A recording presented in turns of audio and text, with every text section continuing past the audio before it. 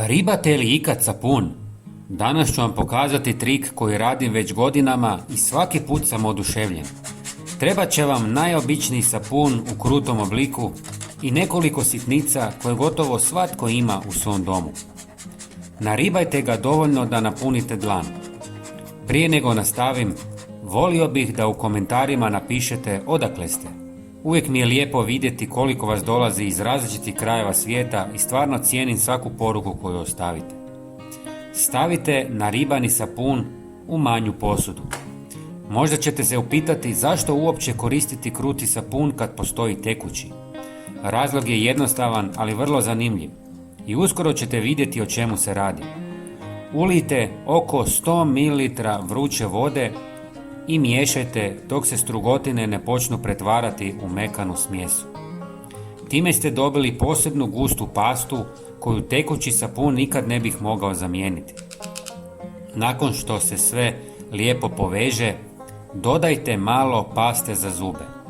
Samo nekoliko centimetara, nije bitno koristite li novu ili neku koju ste mislili baciti, jer su sitne abrazivne čestice u njoj upravo ono što nam treba.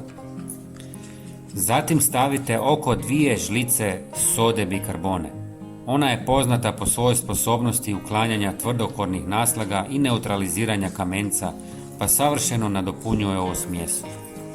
Kada sve pomiješate, dobit ćete iznenađujuće snažan kućni čistač koji se može koristiti na raznim površinama. Jedna od najboljih upotreba je čišćenje kamenca na slavinama. Nanesite pastu na metalnu površinu, ostavite da djeluje nekoliko minuta i zatim isperite toplom vodom. Razlika je vidljiva već nakon prvog korištenja. Na kraju samo prebrišite slavinu krpom od mikrovlakana i uživajte u sjaju. Ovaj pripravak nije koristan samo za slavine. Izuzetno je djelotvoren i za čišćenje fuga na pločicama, osobito u prostorima gdje se zadržava para i vlaga. Uzmite staru četkicu za zube ili spužvu, utrljajte pastu u linije između pločica i nakon kratkog ribanja isperite toplom vodom. Površina će izgledati svježije, čišće i bez tragova plijesni. Osim fuga možete čistiti i kupaonske pločice i druge površine.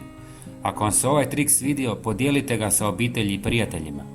Hvala vam što ste pogledali i šaljem vam srdačan pozdrav.